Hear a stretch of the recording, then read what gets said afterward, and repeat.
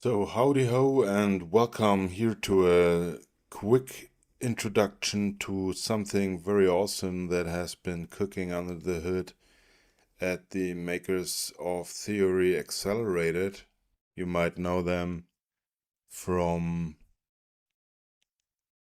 the Axiom creation, and so the makers of Axiom, the GPU accelerated fire and flame solver, now got something new, which is the Paradigm sparse liquid fluid solver for Houdini.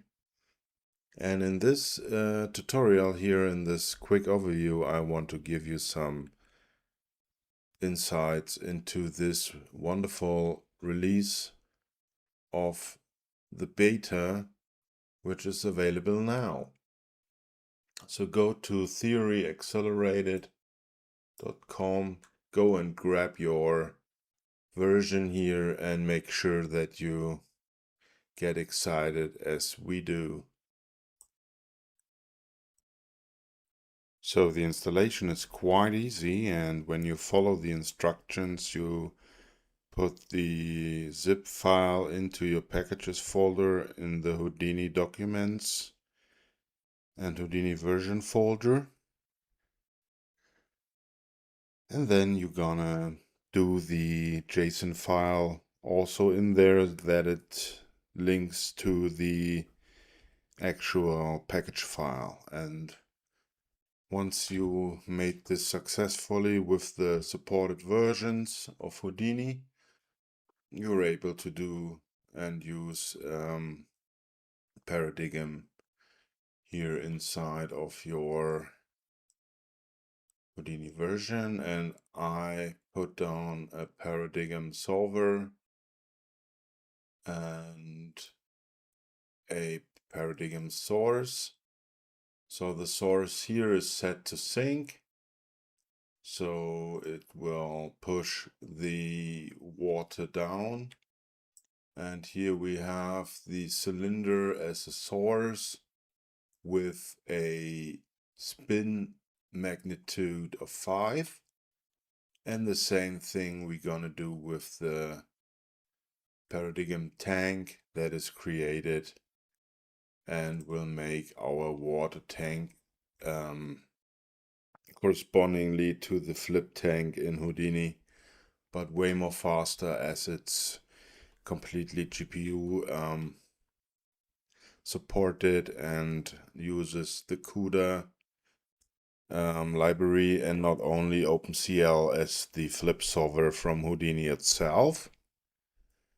So once we did this, we can see here that the whole scene is now evaluating, and we create here a kind of maelstrom and flow effect. And this is pushing the water around, and we can then do here a cool thing, which is when we pick up the source here and we move it real time around, then you see that our particles are reacting in real time. So that's a real great thing that helps you visualize your particles way more faster, and it's in a better feedback loop than the only flip solver of Houdini. So you can see here that I can move this around, and then our fluid particles here start to react. And you see that I'm using here a 5090 RDX, and it's quite fast and very nice to use. So for this example here, we can then, for example, put the shape here to a source, and then we get here a big splash of water, And you see how heavy this simulation already gets, and it's still caching and evaluating the whole scene quite fast, accordingly to the massive amount of particles generated.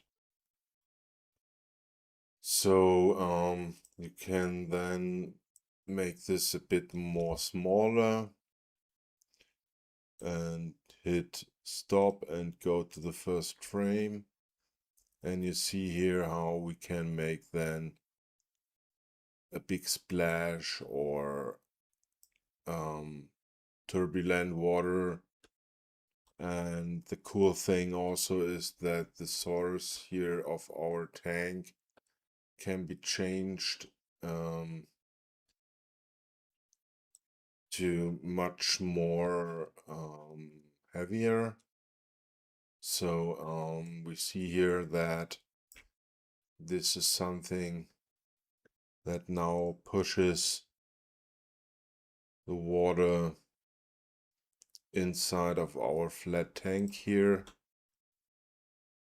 And you can cache this as you know the caching from Houdini and use it in real time. So something that comes with a great way to handle this. And let's do here a radial force with a magnitude of 25. And we can see here that our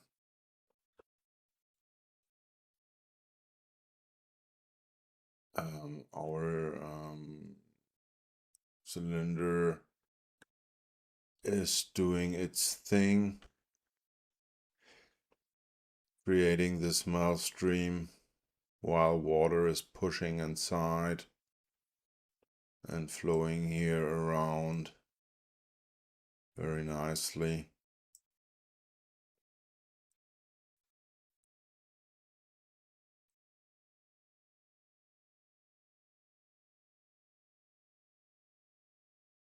So let's put this maybe to 8.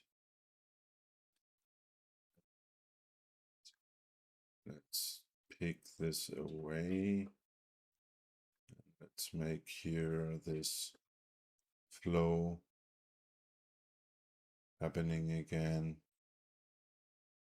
And you can see how it's creating different fluid shapes, which then create also waves and splashes in our fluid here. So what we could do instead of our, when we put down a paradigm source shape and we go here and set this to collision, and we set this to a box, and we take the box now and make it maybe a bit bigger, and we're gonna scale it like so, and we put it over there. Let's now see what's happening when we have here the translation. So like this, and then we put a $T to make it move like, let's do -20. So it's over there, and then the collision object will move in our flat tank here, and we can see how this is coming together when this shape hits the water realm. So it will remind you a bit to the fluid solver of Ambergen, but for Houdini it opens so many possibilities in use of destruction and in use of the meshing, and everything is inside of Houdini, so it's definitely something that will keep you busy for quite few weeks to check this version out. And you can see here that the collision shape is approaching slowly. So maybe we're gonna set this to a higher count of output frames. And now we can see how the box collision object is pushing the particles away from the water level and gives this splashy appearance here. Let's make it maybe a bit faster. We can do this when we do here -5. Then it's quite faster.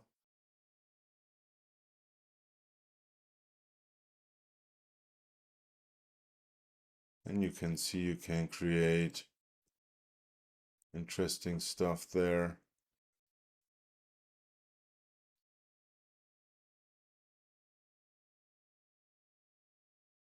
So all the tweaking with velocity fields and with the SDFs and the sign distance fields for waves and for splashes is with Paradigm very interactive. So that's something that definitely makes a lot of fun to play with. But what we can also do is delete this here, this parameter, and we go back to the beginning and we put out the source shape of the radial force. And now let this run. You can see that the collision here is also pushing the water away, and you can do the same when you go like this, or you put it more down into the water level and do something like this. You can do some beach shores, and you can see here how this is pushing this away. And when we then reactivate here the radial force of the spin, then we can go and make the magnitude maybe negative. Then everything gets sucked into this funnel here, and we can create water bombs and water splashes. You can see here the structure of our fluid geometry, and I put a particle surface, fluid surface below, and you see here you can mesh it the way you are used to mesh stuff inside of Houdini. And let's do maybe the size of our tank here a bit more higher. We, for example, do a water depth 3, then we see that we get quite more particles to be generated.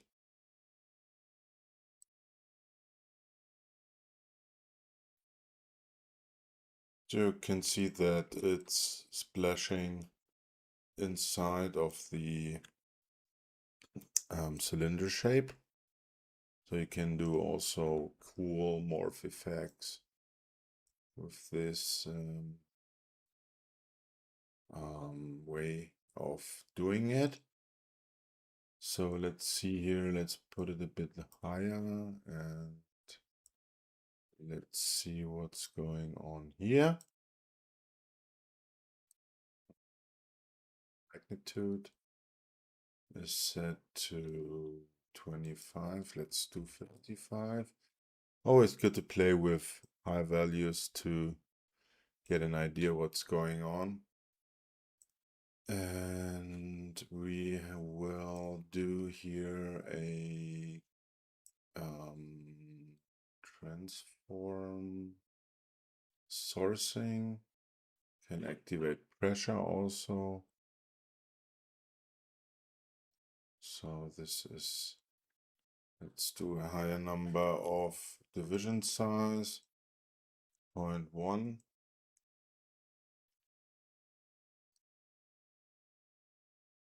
So the cool thing in Paradigm is that you also can use source VDBs, which means we can, for example, create here this little torus. And in the torus, we're gonna do here an object merge and merge this into our scene here. So you can see the torus is here, and let's do hide other objects. And now we do a VDB from polygons. And we can pipe this into the source VDB. And then we see nothing is happening. That's why. So now we can see here that our torus is in interaction with the fluid. And we see here that when we place the torus into the center of our tank, then we see that we can use this VDB here as a collision source. So let's make maybe the background a bit larger, and you can see here how our torus is used as a collision object, for example. And when we play this now, we can then go and make nice splashes with our torus here. We can move it around, make some waves. Yeah, and you see how this is coming together here in this fluid. So that's something I wanted to show you, and I hope you enjoyed this little presentation here the same way I did. So particle fluid surface, we can then see that it's also generating here our particle fluid, and we can go down with our torus, maybe higher the particle count to 8,000, and you see how it's generating more and more particles for us. And then you see here how the torus is interacting with the fluid.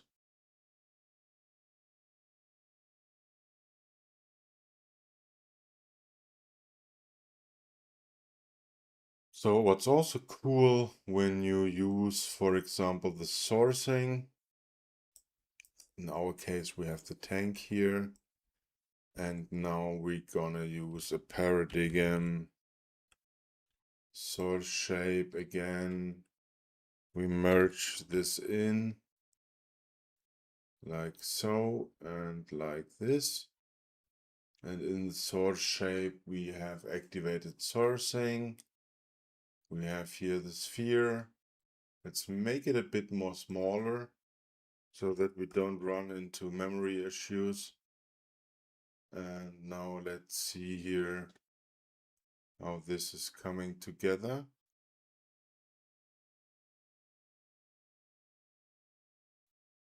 With our source. See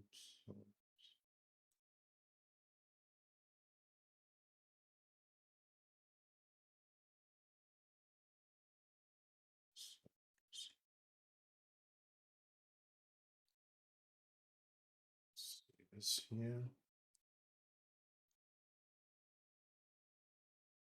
So we have here our connection from the particles, which go from the source inside the paradigm solver and then into the viewport. And this is what's happening now. And we can do the same with our fluid source here, change it in real time, make a filling glass of water or a pond with water, whatever you want. So you can move this around and then you get here different splashes.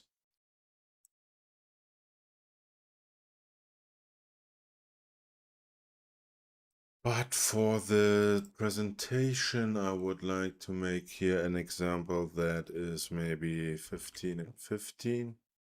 So let's see what it's happening here. So something like this. And you can see how our water creates all those nice splashes.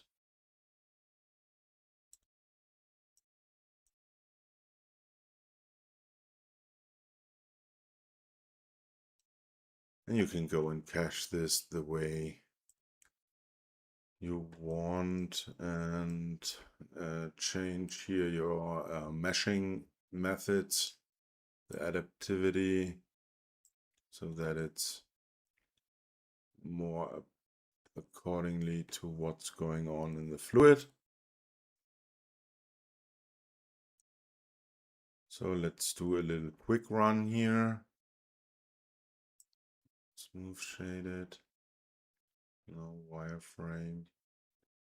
And let's do a quick run.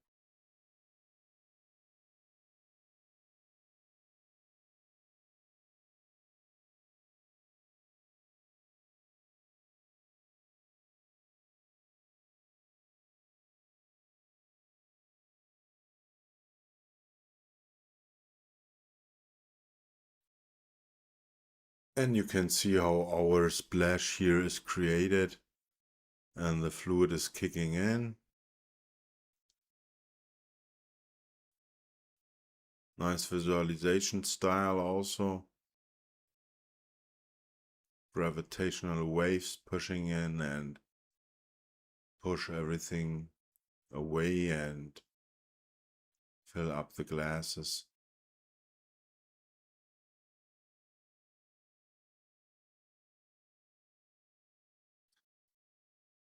And when we also do, for example, another thing, so you can make rising objects fairly easy with a paradigm with this beta version. The only thing I figured out was that it crashed a few times when I hired the particle count, so that was something you have to keep in mind. But you see here that even this little effect here looks pretty interesting as it's rising up the ocean or the pond or whatever. And you can do this also with your own geometry when you convert it into a VDB, like I mentioned in the beginning here.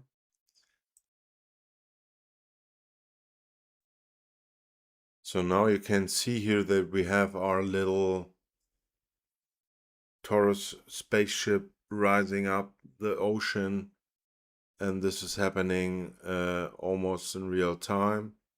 All the splashes that are happening and the water pushing away and flowing around.